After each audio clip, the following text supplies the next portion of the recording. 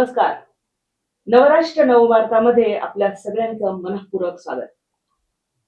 राजकारणातला युवा आश्वासक चेहरा आज आमच्या पुण्याच्या स्टुडिओमध्ये, ज्यांनी गणेश सहकारी साखर कारखान्याच्या निवडणुकीनंतर सगळ्यांचं लक्ष वेधून घेतलं.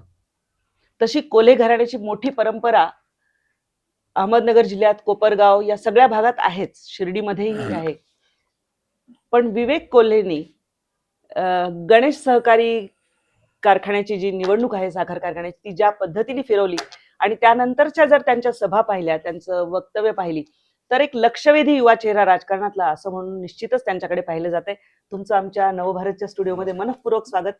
माझ्यासोबत आज त्यांच्याशी चर्चा करण्यासाठी माझे सहकारी, आमचे नवराष्ट्रचे पुणे आवृत्तीचे संपादक दीपक मुनोत सुद्धा आहेत.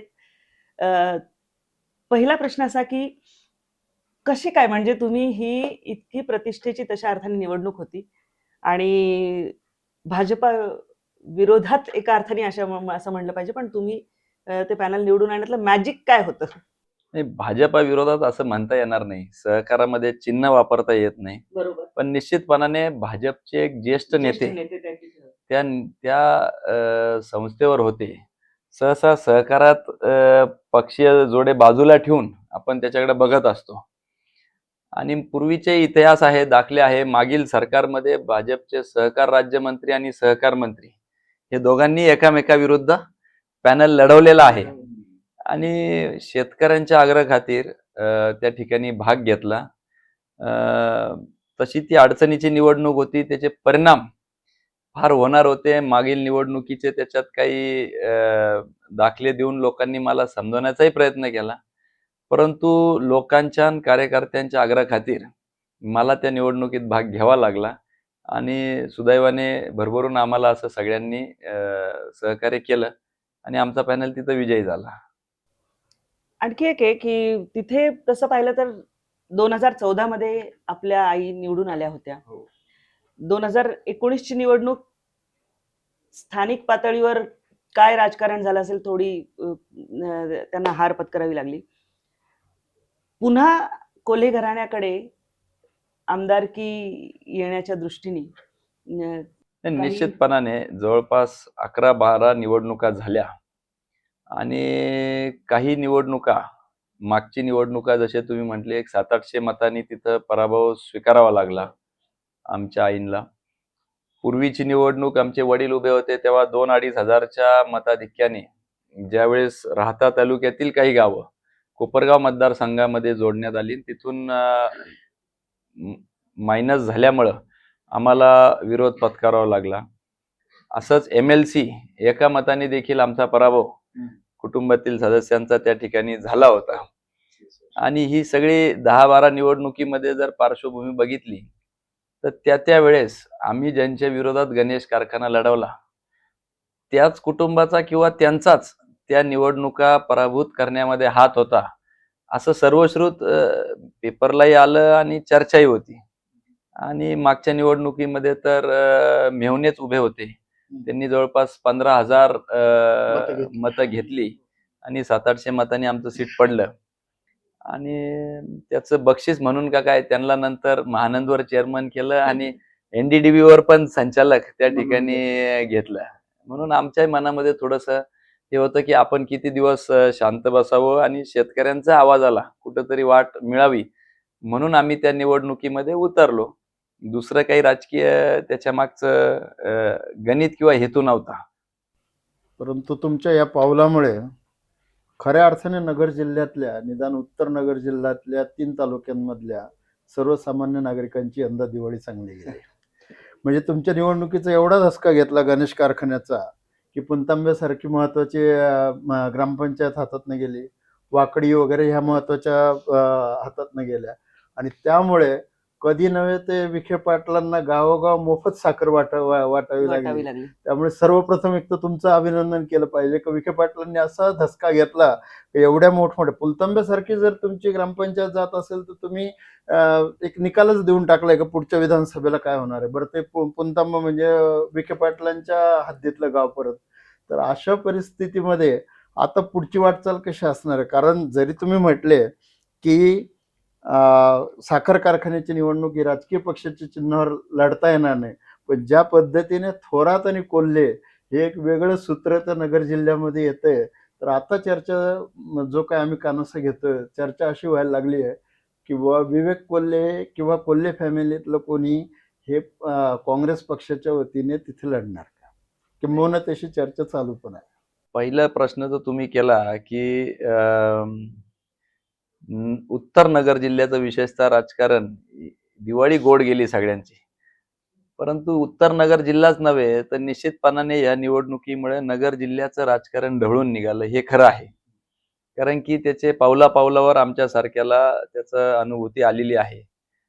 राहिला विषय नंतरच्या आलेल्या ग्रामपंचायतीचा, अर्थात प्रत्येक निवडणूक ही वेगळी असते आणि ग्रामपंचायतीच्या निवडणुकीत अनेक 20-20 वर्ष त्यांच्याकडे असलेल्या ग्रामपंचायतीत सत्तांतर झालं, परंतु त्याचा अर्थ किंवा त्याच्या अनुषंगाने अनेक लोक तर्कवितर्क हे लावत असतात आणि म्हणून स्वाभाविक राहत्या किंवा त्या तालुक्यातील लोकांना असं वाटणं की आमच्या सारख्यांनी तिथं लक्ष जर अजून घातलं, कारण लोकशाहीच्या दृष्टीने सक्षम विरोधक हा गरजेचा असतो आणि म्हणून एक त्या ठिकाणी सक्षम विरोध प्रस्थापितांना तिथल्या करावा म्हणून लोक आमच्याकडे आग्रही असतात.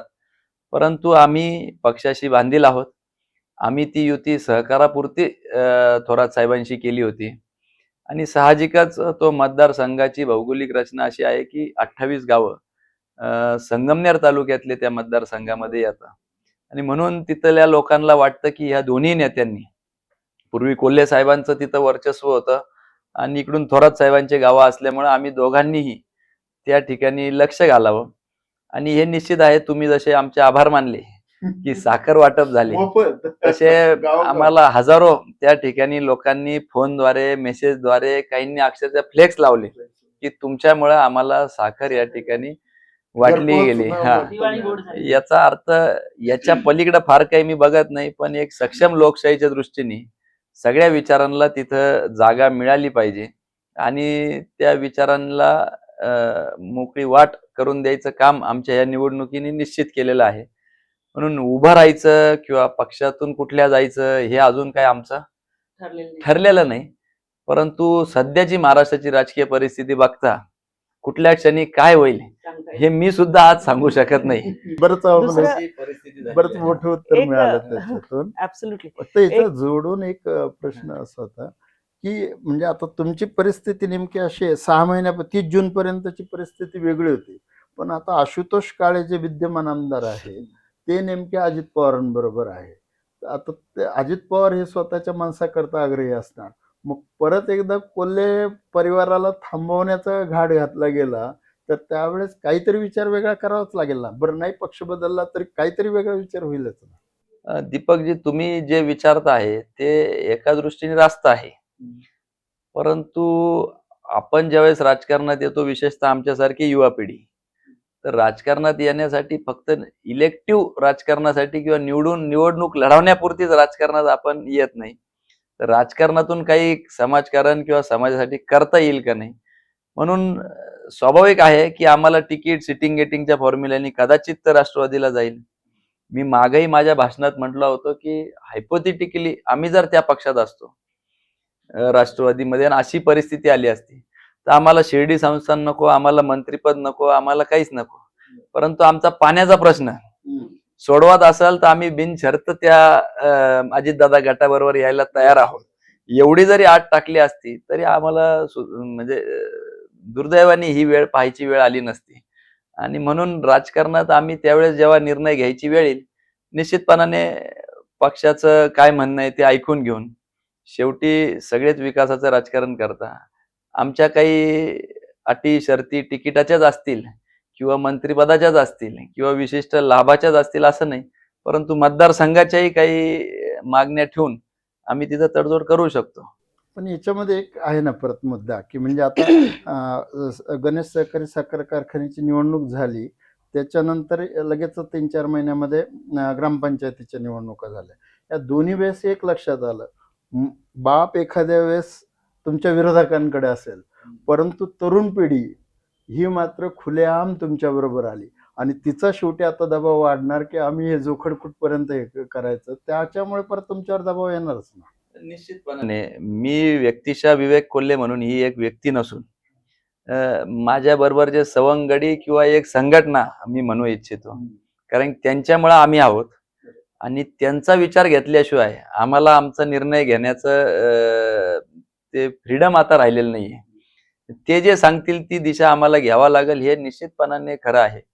आणि म्हणून भविष्याच्या काळामध्ये युवा पिढीचं काय म्हणणं आहे, कारण की युवा पिढीमध्ये एवढी दगदगता का आहे, गलिच्छ राजकारण जे काय सगळीकडे चालू आहे आणि विशेषतः त्या परिस्थितीमध्ये किंवा त्या तालुक्यामध्ये निश्चितपणाने त्याचा विचार आमच्यासारख्या युवा वर्गाला करावाच लागेल, त्याच्यात काही शंका नाही. बरेच काही संकेत दिले तुम्ही. पाण्याचा जो मुद्दा आहे, याचिका, तर त्याच्याबद्दल तुम्ही थोडंसं विस्ताराने सांगितलं तर बरं होईल आमच्या दर्शकांसाठी. हे मुळात 2005 साली नगर जिल्ह्यातही 2-3 मंत्री त्यावेळेस होते, नाशिक जिल्ह्याचेही मंत्री होते. परंतु कुठेतरी मराठवाड्याच्या दबावापोटी म्हणा किंवा त्यावेळेसच्या प्राप्त परिस्थितीमध्ये 2005ला तो समन्यायी कायदा त्या ठिकाणी रात्री अक्षरशः 1:30 वाजता तो पारित झाला आणि त्या अनुषंगाने 2012 मध्ये मेंढीगिरी समितीचा अहवाल आला आणि JMIDC ज्याला आपण Godavari Marathwada irrigation development corporation म्हणतो, त्यांच्याकडे ती केस चालली आणि तिथं तो निकाल आमच्या विरोधात गेला. त्या अनुषंगाने आम्ही हायकोर्टामध्ये अपील केलं आणि हायकोर्ट ही काही टेक्निकल बॉडी नसल्यामुळं हायकोर्टाने आहे तोच निकाल कंटिन्यू केला आणि तो आधार धरून आजपर्यंत ते पाण्याचं वाटप गेल्या अनेक वर्षांमध्ये होत आलेलं आहे. आणि म्हणून त्याच्या विरोधात आम्ही 2016ला संजीवनी सहकारी साखर कारखाना विरुद्ध स्टेट ऑफ गव्हर्नमेंट एक SLP आम्ही सुप्रीम कोर्टात दाखल केली होती आणि ती SLP मध्यंतरी पाऊस पाणी चांगलं असल्यामुळे आम्ही ती मूव्ह केली नाही. परंतु आता जेव्हा 8-8.5 TMC पाणी सोडायची वेळ आली तेव्हा आम्ही इंटरव्हेन्शन ऍप्लिकेशन त्याच्यात केलं. आमच्या बरोबर प्रवारा कारखानाही होता, आम्ही 2च कारखाने होतो, बाकीचे नंतर आता टॅग होतील 12 तारखेच्या हिअरिंगला. तर आमचं म्हणणं एवढंच होतं की तुम्ही डिझाईन कॅपॅसिटीच्या 102 TMC धरण आहे त्याच्या 65% ते धरण भरलं गेलं पाहिजे. तर ती 102 TMC धरणाची कॅपॅसिटी आहे का? केंद्राच्या एजन्सीज सांगता की त्यांच्या कॅल्क्युलेशन प्रमाणे ते 78 TMCचं धरण आहे. म्हणजे त्याच्यात लाईव्ह स्टोरेज म्हटलं तर 40च TMC पाहिजे आणि त्यावेळेस पाणी 43 TMC होतं. आणि म्हणून आम्ही सुप्रीम कोर्टात धाव घेतली, पण सुप्रीम कोर्टाने आमचं म्हणणं ऐकून घ्यायला 12 तारीख दिली. तर आमची राज्य सरकारला विनंती होती की तुम्ही तोपर्यंत थांबा. जस्टिस ओक ज्यावेळेस राज्यात होते हायकोर्टमध्ये, त्यांनी जे काही ऑर्डर पास केलेली आहे की हे पाणी सोडा वगैरे हे सगळं खरं आहे, सब्जेक्ट टू काही उपाययोजना सरकारला करणं अपेक्षित होतं विदिन टाइम लिमिट 6 महिने ते 2 वर्ष. ते फॉलो झालेलं नाही, कोर्टाचा अवमान झालेला आहे आणि अशा प्राप्त परिस्थितीमध्ये 5-5 वर्षांनी ते मेंढीगिरी समितीचा अहवाल रिव्ह्यू करायचा होता. आता सलग 10 वर्ष झाली. 30 ऑगस्ट पर्यंत नवीन समितीने तिचा अहवाल देणं अपेक्षित होतं, तो अहवाल आलेला नाहीये. आता सप्टेंबर, ऑक्टोबर, नोव्हेंबर झाला, मराठवाड्याच्या अधिकाऱ्यांनी ते आकडे दिले नसल्यामुळं ती नवीन समितीचा अहवाल आला नाही. म्हणून आमचं म्हणणं होतं त्या समितीच्या अहवालानुसार तुम्ही पाणी सोडा. मागची समिती आता जवळपास ती बरखास्तच झालेली आहे, तिचा अहवालही ग्राह्य धरू नये अशा आमच्या काही मागण्या होत्या. परंतु आमचं राजकीय वजन कमी पडलं किंवा मराठवाड्याचे एकही त्या ठिकाणी कामी आली, हे आमचं पाणी सोडण्यात आलं. त्यात 35% जे काही पर्क्युलेशन लॉसेस धरले होते. आम्ही म्हणत होतो की नदी वाहती आहे तेवढे पर्क्युलेशन आणि इव्हॅपोरेशन लॉसेस तेवढे नाहीये, त्याच्यामुळे 2.7 TMC पाणी कमी सोडलं पाहिजे. 5-5.5 TMC पाणी सोडायला आमची हरकत नव्हती. आणि मुळात पत्रकारांनाही माझी या निमित्ताने विनंती आहे, तुम्ही तर मराठवाड्यातलेच आहात, की पाणी खाली जेव्हा जातं तर ते आपली बातमी येते की मराठवाड्याची तहान भागली, मराठवाडे म्हणजे ते इरिगेशनसाठी पाणी होतं, ते पिण्यासाठी पाणी सोडलेलंच नव्हतं, ते इरिगेशन आणि सिंचनासाठीच पाणी गेलेलं आहे. आणि म्हणून आमचंही म्हणणं आणि त्यांचंही म्हणणं जर ऐकून घ्यायचं असेल तर हा प्रांतवाद जर टाळायचा असेल तर पश्चिमेचं पाणी पूर्वेकडे वळाल्याशिवाय आपल्याकडे गत्यांतरणे आणि त्याचा पाठपुरावा आम्ही सातत्याने आता सरकारकडे करतो आहे. गणेश कारखान्याचा जेव्हा मुद्दा येतो तेव्हा एक तुम्ही आवाहन पण केलेलं आहे की ऊस देण्यात यावा, कारण गाळप क्षमता वाढवण्यासाठी वगैरे, आणि 50 रुपयाचा दर जास्त देण्याचंही मान्य केलेलं आहे. तर काय म्हणजे प्रतिसाद कसा आहे? आम्ही त्यावेळेस असं आवाहन केलं होतं की हा कारखाना ही कामधेनू आहे परिसरातली, आणि राजकीय निवडणुका, सहकारातल्या निवडणुका झाल्या का राजकारण संपत असतं, आणि त्याच्यानंतर संस्थेचा भार ही प्रथा राहिलेली आहे नगर जिल्ह्याच्या राज्यकर्त्यांची. अगदी त्याच्यामध्ये बाळासाहेब विखे असतील, भाऊसाहेब थोरात असतील, शंकरराव कोल्हे, शंकरराव काळे, अनेक यशवंतराव गडाखांपासून मोठी मंडळी. परंतु आम्हाला असं अनुभवायला भेटलं की गणेश कारखान्याच्या निवडणुकीनंतर जाणीवपूर्वक त्या ठिकाणी राजकारण होतंय का काय? कारण की शेतकऱ्यांना सांगितलं जातंय ऊस देऊ नका, कारखाना चालूच होणार नाही, कारखान्याकडून आम्हाला एवढी कोटी रक्कम घेणं आहे, आमच्या विरोधात कोर्टामध्ये दावे दाखल झाले, आमच्या विरोधात साखर आयुक्तांना क्रशिंग लायसन्स देऊ नये म्हणून हे केलं. आणि अशा सगळ्या प्राप्त परिस्थितीमध्ये आम्ही त्यावेळेस भाष्य केलं की आपला कारखाना आपल्याला चालू करायचा आहे, शेतकऱ्यांमध्ये कुठलाही संभ्रम नसावं, 5-50 रुपये आपण त्या तालुक्यातल्या कारखान्यांपेक्षा जास्त भाव देऊ, तुम्ही ऊस आम्हाला द्या. परंतु ऊस तोडणी कामगारांना ऍडव्हान्स देण्यासाठी जिल्हा बँकेकडून जे पैसे पाहिजे होते ते जिल्हा बँकेने, कधी राजकारण होत नव्हतं पण त्या निमित्ताने सँक्शन केलेलं, मीटिंग मध्ये ठराव झाला, तरी आम्हाला पैसे दिले नाही आणि आमची तारांबळ उडाली. ऊस तोडणी यंत्रणा आमची वेळेत पोहोचली नाही, म्हणून आमच्या कारखान्याला आता ऊस सप्लायची अडचण येते आहे. परंतु आम्ही त्याही प्राप्त परिस्थितीमध्ये मार्ग काढून तो कारखाना निश्चितपणाने जास्तीत जास्त क्रशिंग करणार आहोत. कारण की ही लढाई आमची सहकार टिकवण्यासाठी आहे. ज्यांनी सहकार वाढवला दुर्दैवाने त्यांच्याच परिवारातील लोक सहकारी संस्था बंद कशा पडतील याची दक्षता घेत आहे. हे खरं तर दुर्दैव आहे. परंतु ही असत्य विरुद्ध सत्याची लढाई आहे. आम्हाला विश्वास आहे की आम्ही त्याच्यामध्ये निश्चितच विजयी होऊ आणि तो कारखाना आम्ही योग्य रीतीने चालवून दाखवू. एवढी नाकेबंदी सुरू असताना, म्हणजे आता 6च महिने झाले तुमच्याकडे कारखाना आला, आणि एवढी नाकेबंदी तुमची सुरू असताना एक म्हणजे अधूनमधून येत असतात तुमचे विधान वगैरे, परंतु राम शिंदे ज्या थेटपणे बोलतात विखे पाटलांच्या विरोधात, तसं कारण हे सगळं आता तुम्ही म्हटलं की ज्यांनी सहकार चळवळच मुहूर्तमेढ रोवली तेच आता गळा घोटायला निघालेले आहे, आणि त्यांच्या विरोधात राम शिंदे ओपनली बोलतात. त्या तुलनेत तुम्ही तेवढे ओपन होत नाहीये, अशी पण एक चित्र तयार झालेलं आहे. असं आहे. कारण जर इतका युवा तुमच्या मागे असेल आणि त्यांना जर तुमच्याकडनं इतकी मोठी अपेक्षा असेल, तर या परिस्थितीत तुम्हाला वाटत नाही का की आपण राम शिंदे हे राज्याचे नेते आहेत, ते तिथले पालकमंत्री राहिलेले आहे, ते आमदारही आहे विद्यमान, आणि त्यांना तो अधिकारही आहे आणि त्यांचा तो स्वभावही असेल. परंतु आमचा लढाई काही कोणाशी बांधावरची किंवा कोणाशी अशी वैयक्तिक लढाई नाही, ही एका प्रवृत्ती विरुद्ध आमची लढाई आहे. आणि ती एक प्रवृत्ती आहे. आम्हाला असं वाटतं की ते पण ज्येष्ठ नेते आहेत, 3ऱ्या नंबरची शपथ त्यांनी या राज्याच्या मंत्रिमंडळात घेतलेली आहे. आम्हाला अशी अपेक्षा आहे की त्यांच्याकडून ते अपेक्षित नाहीये. आज सगळ्या जिल्ह्याचे सत्ता केंद्र, जिल्हा बँक त्यांच्याकडे आहे, पालकमंत्रीपद त्यांच्याकडे आहे, खासदारकी त्यांच्याकडे आहे, शिर्डी संस्थान किती नाही म्हटलं तरी सीओ तिथं प्रशासक आहे, ते पालकमंत्र्याच्या आदेशाने चालतं, डीपीडीसी त्यांच्या आदेशाने चालते, कारण की सध्या डीपीडीसी अस्तित्वात नाहीये, जिल्हा परिषदही प्रशासक असल्यामुळे सीओ त्यांच्या अंडर आहे. म्हणजे एवढी सगळी जिल्ह्याचे सत्ता केंद्र त्यांच्याकडे असताना त्यांनी आमच्या सारख्या छोट्या कार्यकर्त्यांकडे अशा पद्धतीने त्रास देणं हे काय अपेक्षित नाही.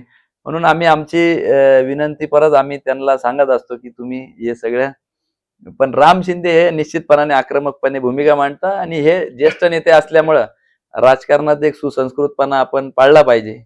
ते आपल्या वडिलांच्या वया इतके आहे, म्हणून आम्ही सहसा सुसंस्कृतपणे पाळालच, परंतु विनंती आणि निवेदन याचा धोका इतका मोठा आहे की नुकतेच आता तुमच्या तालुक्यामध्ये काल परवाच MIDC ची घोषणा झालेली आहे. MIDC होय. आता MIDC होत असताना त्यांनी 2 MIDC केलेल्या. उद्या असं नको व्हायला की ठीक आहे कोपरगावमध्ये होती मागणी, दिलं आपण तिकडे, आणि मग उद्या ही जी दुसरी त्यांच्या हद्दीमध्ये जी एक MIDC येणार, मग परत पुढे कारखान्यांना प्रॉब्लेम करणार, येऊ देणार नाही. हे आज जर तुम्ही विनंती नाही, निवेदनाच्या पुढे गेला मुळात तरच तो अन्याय होणार. नाही दीपकजी, मुळात 2 MIDC, एक नगरची हा. आणि एक जे ती शिर्डीची म्हणत होती, हा. तीच मुळात MIDC आमच्या तालुक्यात आहे. बरोबर. आणि ते तिथं म्हणत होते की ही आमच्या तालुक्यातले आहे. मी त्यांचेही आभार मानतो या निमित्ताने. परंतु ती MIDC येण्यामागं आम्ही गेले काही वर्षांपासून निवेदनं ते उतारे मी दिलेले आहे की बघा राजकीय इच्छाशक्ती निर्णय काय होता ही 500 एकर जागा शेती महामंडळाची. महामंडळाची पडी. एका साईडनी ती एका मंत्रिमंडळाच्या बैठकीमध्ये उद्योग मंत्रीकडे सुपूर्त होऊन मंत्रालयाकडे ती MIDC जाहीर झाली. मग हे माझ्यासारख्या असंख्य युवकांना प्रश्न पडतो जे 25-25 वर्ष खासदारकी तिथं भोगली किंवा 30-40 वर्ष ज्यांनी मंत्रीपद भोगलं, मग हे इतक्या वर्षांमध्ये हा का झाला नाही? आणि हा साधा सरळ सोपा प्रश्न आहे आणि ती कोणाची शेतकऱ्याची गुंठाभरही जमीन नव्हती. महाराष्ट्र शासनाचे काटे तिथं काटेरी जमीन आहे. एका विभागाची जमीन एका सैनी जर होऊ शकते तर मग इतके वर्ष का वाट बघावी लागली? हा खरा प्रश्न आमच्यासारख्या युवकांसमोर पडतो. म्हणून आम्ही सह्यांचं निवेदन वगैरे हे सगळं आणि याच्याकरता राजकारणातली गोडी आणि राजकीय पदावर जाण्याची इच्छा, बाकी दुसरं काही नाही की जिथून लवकर आपले प्रश्न सुटू शकतात. विवेकजी धन्यवाद, तुम्ही आमच्या स्टुडिओमध्ये आलात. Yes. अनेक विषयांवर मनमोकळेपणाने आमच्याशी चर्चा केली. तुमच्या लक्षात आलं असेल की येत्या निवडणुका लोकसभेच्या असोत की त्यानंतर येणाऱ्या विधानसभेच्या निवडणुका असोत खूप रंजक होणार आहेत आणि खास करून नगर जिल्ह्यातलं सुद्धा जे राजकारण आहे ते अनेक काही ट्विस्ट अँड टर्न आपल्याला कदाचित पाहायला मिळतील अशी शक्यता आहे. नवराष्ट्राची नववार्ता ही जी शृंखला आहे ती आपण निश्चित बघत राहा, कारण असे अनेक नेते आम्ही तुमच्या समोर आणणार आहोत. धन्यवाद. धन्यवाद.